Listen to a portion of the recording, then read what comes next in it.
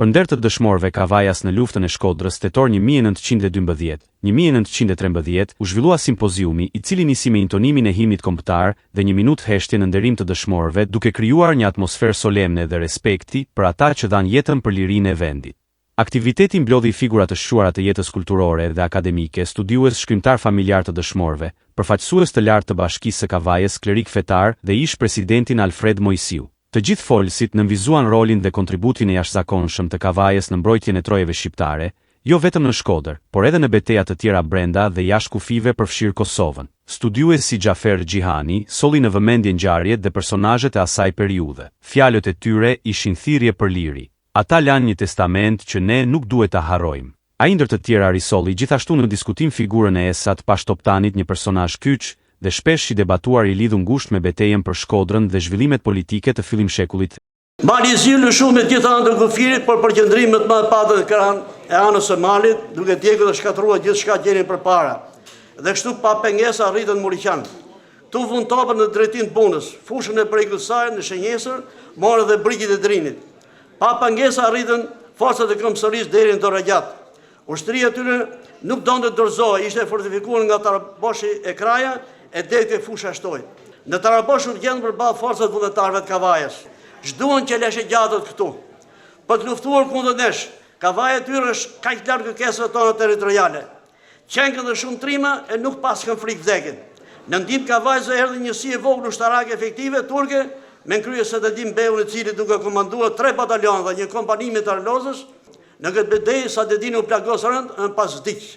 Ajo varros me nderimet të nesme.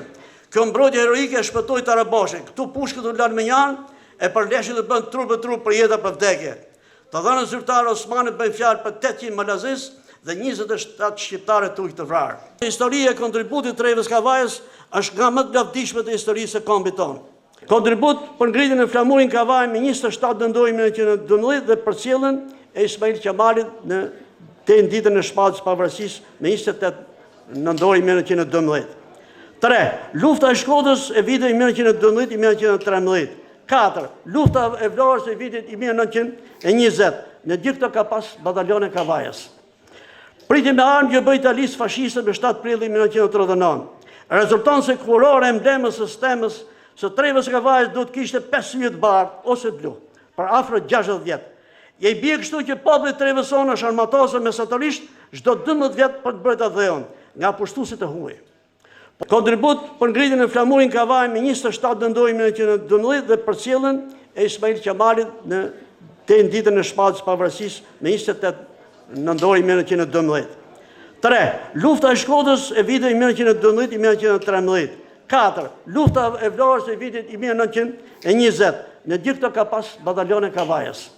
Folësit dhe pjesëmarrësit u shprehen se këto ngjarje duhet të përfshihen në historinë zyrtare të Shqipërisë dhe se për dëshmorët e Kavajës duhen ngritur kulte përkujtimore. Po ashtu ata risollën në audiencë edhe amanetet dhe fjalët e fundit të dëshmorëve, të cilat i konsideruan si thirrje të forta për atë dheun. Kontributi i Kavajës është i shkruar me gjak në historinë e kombit. Ne kujtojmë jo vetëm betejat, por edhe amanetet e të rënëve. Ky është një borxh që brezat e ardhshëm duhet ta nderojnë. Luftëtarët Kavajës ndonë nuk kishin prinsë dhe specialistë ushtarak, me një shpejtësi e zakonshme, nxorën nga gjeri tyre njerëz të zot, me veti organizuese, të cilët ditën të vjeshin në rolin e prinsave dhe ta luanin shumë mirë atë rol. Ishte lufta në Shkodër vijante. Tregohet për takimin që pati batalioni Kavajës me oficerin Aslan Xhafa dhe ndihmesën që dhaj për t'i veshur luftëtarët e Kavajës me rrobat reja. Një epope heroike me një përmas mitike, ku 500 luftëtarë vullnetarë të Kavajës, me qefinët përpres, shkuan për luftë me shqirtë, po sjellin një jehon të kësaj lufte dhe qëndrese madhështore në këto pak shpërfaqe të përjetësimit të saj folklorik, historik dhe artistik.